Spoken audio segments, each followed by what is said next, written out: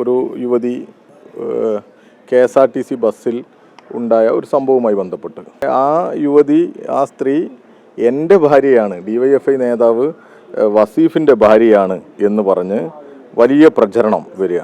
പിന്നീട് കുറേയേറെ ആളുകൾ ഇത് ഏറ്റുപിടിക്കുക. എൻ്റെ ഭാര്യ നേരത്തെ നിങ്ങൾ വരുന്നതിന് മുമ്പ് എന്നെ വിളിച്ചിട്ടേ ഉള്ളൂ. അവർക്ക് ഇന്നലെ ഒന്നും വലിയ പ്രശ്നമായിരുന്നില്ല. ഇന്ന് അവർ ഹോസ്പിറ്റലിൽ പോയപ്പോൾ ഹോസ്പിറ്റലിൽ ഒന്ന് രണ്ട് പേഷ്യൻസ് വരെ ചോദിച്ചു എന്താ സംഭവിച്ചത് KSRTCയിൽ.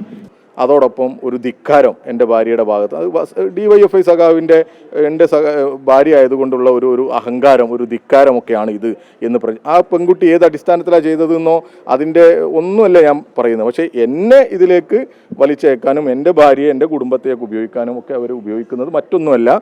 ഞാൻ ഈ കൊടിയുടെ താഴെ നിൽക്കുന്ന ഈ കൊടിക്ക് വേണ്ടി, അതിൻ്റെ ഉയർച്ചയ്ക്ക് വേണ്ടി ആത്മാർത്ഥമായി ആഗ്രഹിക്കുന്ന പ്രവർത്തനം നടത്തുന്ന ഒരു സഖാവായതുകൊണ്ട് മാത്രമാണ് എന്നെ ഇതിലേക്ക് വലിച്ചേക്കുന്നത്.